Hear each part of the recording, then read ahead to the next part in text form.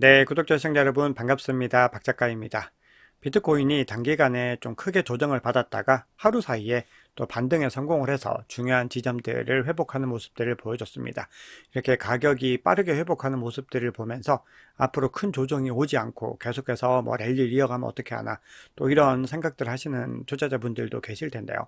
앞으로 비트코인이 2024년, 2025년을 보내는 동안에요. 정말 크고 작은 조정들이 무수히 많이 일어날 것이고 우리가 생각하는 것보다 더 많은, 더 깊은 조정들도 분명히 일어나게 될 겁니다.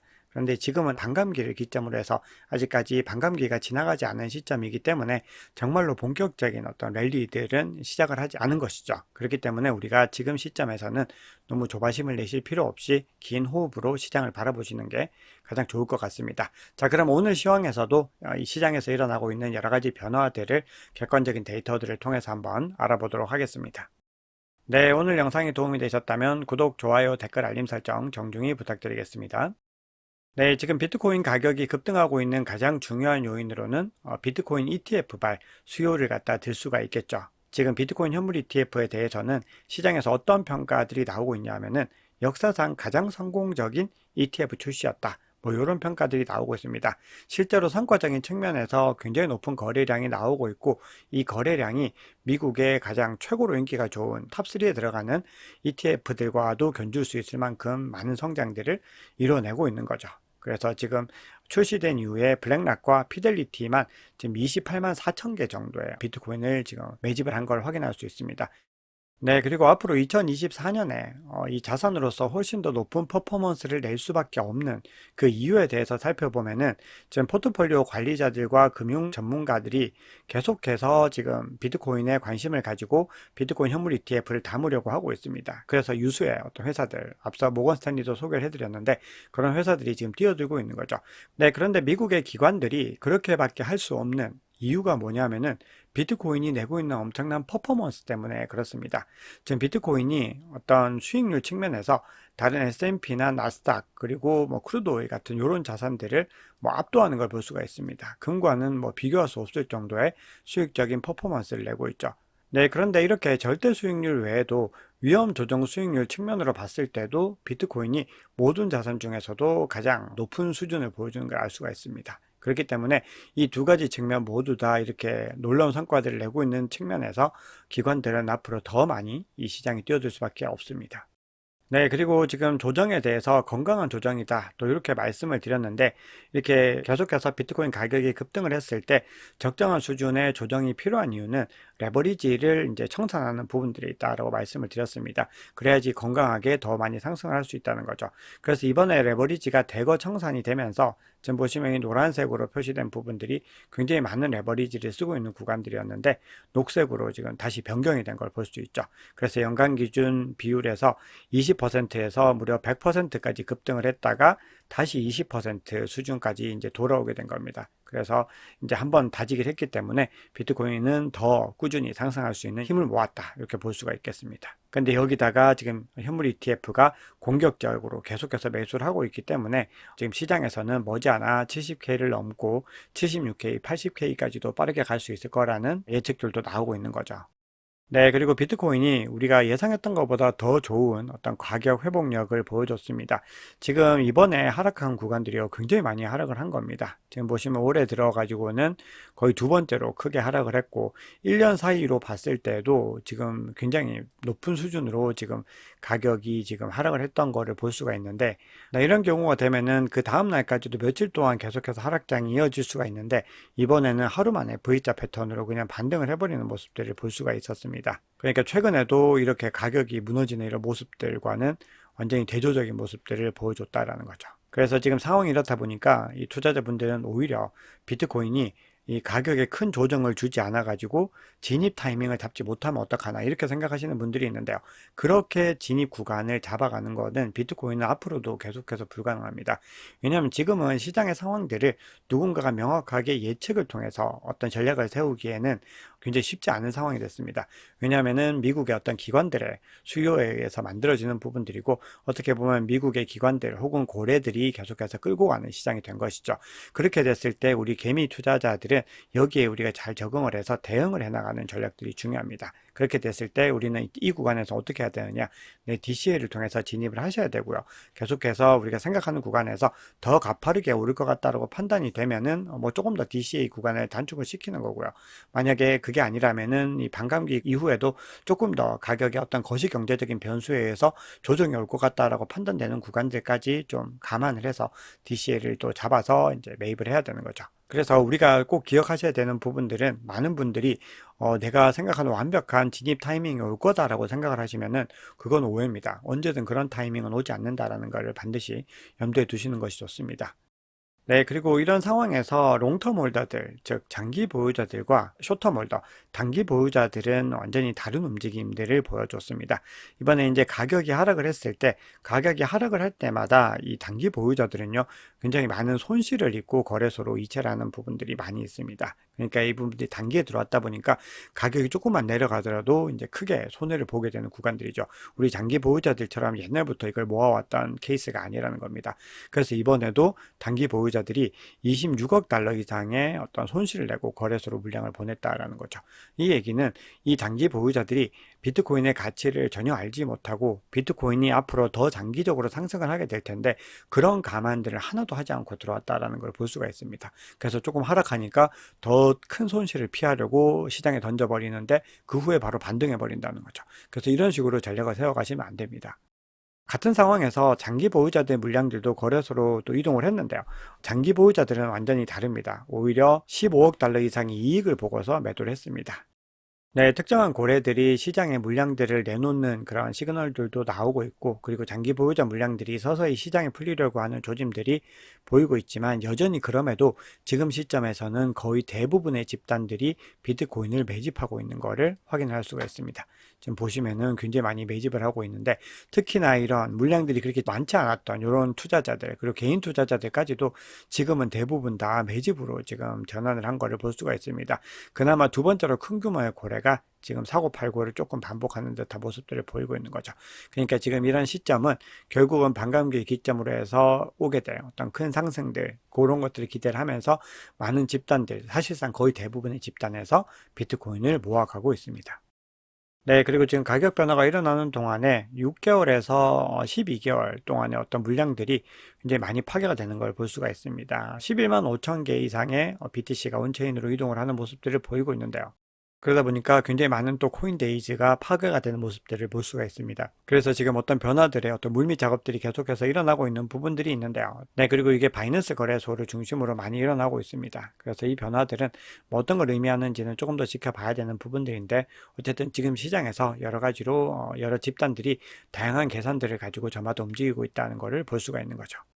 네, 그리고 어제 미국 SEC가 이더리움 현물 ETF를 이제 다시 연기를 하면서 이 블랙락과 피델리티 상품들을 연기를 하면서 대중들의 의견에 어떤 피드백을 수렴해 봐라. 요거를 이제 이야기를 했다고 말씀을 드렸죠. 그런데 이번에는 미국의 CFTC 위원장입니다. 로스틴 베넘이 비트코인뿐만이 아니라 이더리움도 상품이다라고 지금 주장을 했습니다. 이게 공식적인 주장입니다. 그렇기 때문에 지금 이더리움 현물 ETF에 대한 기대감들이 조금은 더 높아질 수 있는 어떤 정황이 아닌가 그렇게 생각을 합니다. 그래서 만약에 5월 23일이라고 하는 그 기점에 실제로 이더리움 현물 ETF가 승인이 되면은 비트코인 현물 ETF만큼의 어떤 그 이상의 파급력들도 가지고 올 수 있다라고 생각을 합니다. 그래서 우리가 상반기 좀 기대해야 될 이슈들이 많이 있는 거죠. 네, 제롬 파월 연준 의장이 어제 하원 금융서비스위원회 청문회에서 발언을 했습니다. 그리고 이제 상원에서도 이제 합니다. 그런데 어떤 발언을 했냐면은 경제 상황과 노동 시장이 탄탄하다는 것은 우리가 금리 인하 문제에 신중하게 접근할 수 있다는 것을 의미한다라고 하면서 앞으로 경제 지표에 따라서 인하 시기를 결정하겠다 이렇게 얘기를 합니다. 자, 그러면서도 경기 침체가 올 가능성이 낮다. 시장이 굉장히 견조한 성장을 보이고 있기 때문에 연착륙이 가능하다고 본다 이렇게 주장을 합니다. 어떻게 보면은 원론적인 대답이면서 어떤 전망들에 대한 부분들인데요. 중요한 거는 이렇게 얘기를 합니다. 경제 충분히 성장하면 수년간 금리를 대폭 인하할 필요가 있다 이렇게 주장을 하고 있습니다. 자, 이걸 보고서 지금 미국의 3대 지수도 상승을 했습니다. 왜냐하면 지금 시점에서는 파월의 어떤 입을 굉장히 주시를 해야 되는데, 이 얘기는 암호화폐 시장에도 굉장히 많은 호재가 될 수 있겠죠. 지금 상반기까지는 우리가 반감기와 그리고 이더리움 현물 ETF에 대한 부분들을 소화를 한다면은, 이제 하반기에는 아마 6월 달부터는 금리를 인하할 가능성에 대한 부분들이 제기가 되기 때문에 아마 하반기에 비트코인 또 서머 랠리를 기대할 수 있지 않을까, 더 이런 의견들이 나오고 있습니다. 그렇게 됐을 때 올해 2024년 전반을 두고 보면은 비트코인이 지금 현재 있는 이 가격대가 아닐 거다라는 거거든요. 네, 그러다 보니까 지금 마이크로 스트래티지는 전원 사채를 발행을 해서 비트코인을 더 사겠다라고 또 발표를 했습니다. 자, 이 자세들이 굉장히 중요한데요. 지금 마이클 세일러가 가지고 가는 전략의 가장 중요한 부분은요, 결국 계속해서 현금을 확보해서 그걸 가지고서 비트코인을 사서 모아서 계속해서 가지고 가겠다라고 하는 전략입니다. 이 전략은 우리 개인 투자자들에게도 매우 유효한 전략이다라고 볼 수가 있죠. 그래서 우리도 지금 뭐 비트코인 언제 진입해야 될까요? 이런 고민을 할 것이 아니라 계속해서 현금을 확보를 해서 그걸 가지고서 비트코인을 축적하는 부분들에 더 신경을 써야 됩니다. 지금 가격이 오늘 뭐 5% 오르고 내일 5% 내리고 이런 것들은 우리가 더 장기적인 전망으로 봤을 때는 아무 의미가 없다라는 거거든요. 그래서 우리가 그 부분들을 잘 보셔야 됩니다. 네, 그리고 마이클 세일러가 비트코인 ETF가 자신의 예상보다 더 성공적이다라고 주장을 하면서 머지않아 금 ETF를 추월할 것이다 이렇게 또 주장을 합니다. 요거는 블룸버그 애널리스트인 에릭 발추나스도 동일한 발언을 했죠. 그만큼 지금 금 ETF를 가파르게 따라잡고 있습니다. 네, 그리고 아크인베스트의 CEO인 캐시 우드가 최근에 인터뷰에 출연을 해서 비트코인이 2027년까지 150만 달러를 돌파할 것이다. 한화로는 거의 20억에 달하는 금액인데요. 이렇게 전망을 했습니다. 늘 이 아크인베스트 같은 경우는 매해 초마다 빅 아이디어스라고 하는 보고서를 내는데, 거기서도 굉장히 불리시하게 비트코인 가격을 전망을 했는데, 거의 대부분 2030년이나 뭐 그 상간 조금 더 먼 기간들을 갖다 가지고 얘기를 하는데, 이번에는 이제 2027년이라는 비교적 짧은 기간 동안에 요 금액을 돌파할 수 있을 것이다 라고 얘기를 하고 있는데, 그 이유로 들고 있는 것이 바로 기관 투자자들이 굉장히 이 상황을 진지하게 받아들이고 있다. 그러니까 앞서 얘기했던 그런 논리들이 우리가 생각하는 것보다 훨씬 더 빠르게 비트코인의 가격을 상승시킬 것 같다. 이런 결론들을 내리고 있습니다. 그래서 이 금액 자체를 무작정 받아들이실 필요는 없을 것 같고요. 캐시 우드가 이야기하는 이 논조 자체가 결국은 기관 수요와 이 기업들의 수요들이 정말 이 가격을 우리 개인 투자자들이 투자할 때와는 비교할 수 없을 정도로 크게 상승시킬 가능성이 있다. 이렇게 해석을 하시는 것이 좋을 것 같습니다. 네, 그리고 지금 비트코인 ETF의 리얼라이즈 프라이스, 즉 실현 가격이 현재 요 구간에 이제 위치를 하고 있습니다. 그래서 블랙락이 좀 더 높게 형성이 되어 있죠. 그런데 이 가격대가 47.3K 부근에 지금 위치를 하고 있습니다. 요거는 단기 보유자들의 리얼라이즈 프라이스와도 좀 비슷한 구간에 위치를 하고 있는데요. 이 얘기는 만약에 비트코인이 굉장히 큰 악재를 겪고서 하락을 하더라도 이 구간 밑으로는 웬만하면은 이제 허락을 하지 않을 가능성이 높다는 겁니다. 왜냐하면은 이제 블랙락에 리얼라이즈드 프라이스가 위치를 하고 있기 때문에 이 이상으로 가는 것들을 잘 막아설 수 있다라는 거죠. 그래서 만약에 이 구간까지 떨어진다라고 하면은 우리가 굉장히 많은 물량들을 비트코인을 담아야 되는 구간이다라고 볼 수가 있습니다. 네, 그럼 CBD 지표 보겠습니다. 먼저 파이어 차트 보시면요. 지금 가격 상단으로 아주 촘촘하게 유의미한 수준의 매도벽들이 만들어져 있는 걸 볼 수가 있습니다. 자, 그리고 가장 뚜렷한 건 70K에 위치를 하고 있는 거죠. 그래서 70K 하단으로는 상대적으로 촘촘하긴 하지만 뭐 그렇게 두텁게 형성되지는 않았고 한 요 정도 규모, 빨간색 정도 규모로 만들어져 있습니다. 네, 그럼 매수벽 보겠습니다. 매수벽도 좀 흥미로운데요. 지금 이 구간에서 굉장히 뚜렷하게 지금 52K에서 형성되어 있던 매수벽이 55K로 이동을 했다가 계속해서 상방으로 좀 끌어올려지고 있습니다. 그래서 지금은 62K 부근에서 굉장히 뚜렷하게 매수벽이 형성되어 있는 걸 확인할 수 있습니다. 그래서 이 구간 아래로는 어떻게든 막겠다라고 하는 이 매수세들의 의지를 볼 수가 있는 부분이죠. 네, 고래들의 움직임 한번 보시면은 가장 큰 규모의 갈색 고래가 지금 이 구간에서 진입을 해서 조금씩 점진적으로 물량을 넣고 있습니다. 자, 그리고 빨간색 고래도 비슷한 움직임으로 계속해서 지금 매집의 움직임들을 이어갔죠. 반면에 보라색 고래는 이 구간에서 차익을 실현을 하고 나서 다시 이제 서서히 진입하는 모습들을 보이고 있습니다. 자, 반면에 개인 투자자들은 역시나 계속해서 던지고만 있습니다.